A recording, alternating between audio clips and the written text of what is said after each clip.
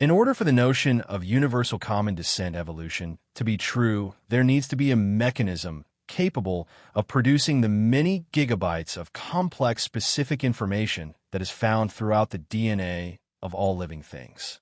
No natural process has ever actually been demonstrated to be capable of accomplishing this task. The solution proposed by Charles Darwin and blindly accepted as workable by evolutionists to this day is called natural selection.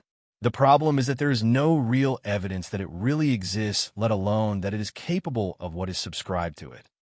The entire idea of natural selection, as presented by Charles Darwin, is intended to imply that the power of selective breeding occurs in nature.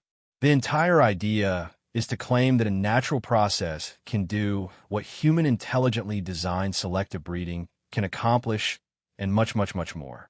Part of the problem with this notion is that there is no evidence that selective breeding by humans will be capable of producing the variety of life that we have on Earth today from a single-celled organism, let alone blind natural processes. For example, if universal common descent through natural selection were true, it should be possible by selective breeding of just horses to produce a Pegasus or at least a unicorn. Neither of these has ever been done, and for good reason. Horses do not have even the basic genetics necessary to produce either functional wings or horns. There literally would be nothing to start with. But yet, according to evolutionists, natural selection has produced wings for separate times. Ultimately, the problem is that by human selective breeding has always started with the basic configuration already in place. But natural selection literally needs to start with nothing and produce from a single cell, without pre-existing information such as found in a fertilized egg, every part of every organism that has ever existed on Earth. Now, of course, evolutionists will always throw in their magic wand of time.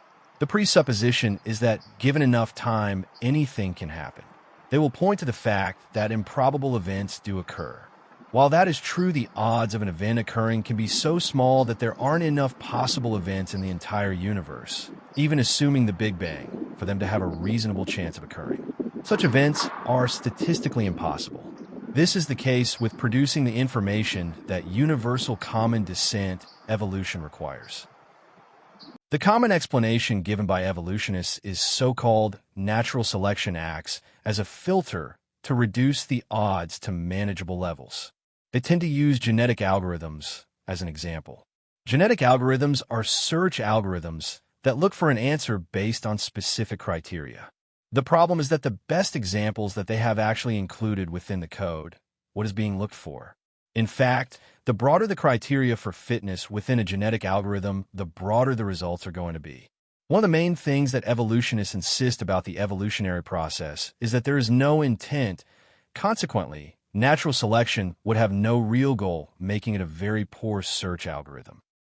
At best, natural selection helps organisms adapt to changes in their environment. It cannot be considered to have any goal beyond this.